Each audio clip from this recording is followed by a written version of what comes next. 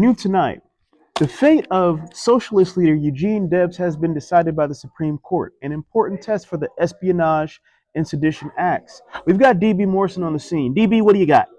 Thanks, Dave.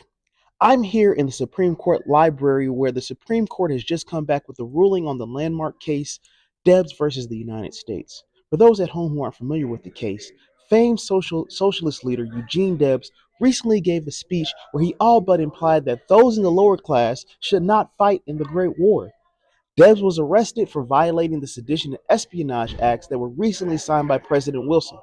In the speech, Debs says, and I quote, the master class has always declared wars. The subject class has always fought the battles.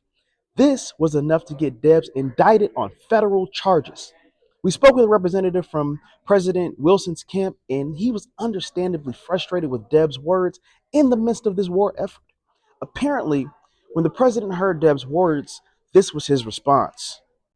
Why would you say that? Fix it. Why would you say that? The Supreme Court seems to have agreed with the president as they upheld Debs' 10-year prison sentence. This is what the Chief Justice had to say. You're going to jail. You're going to jail.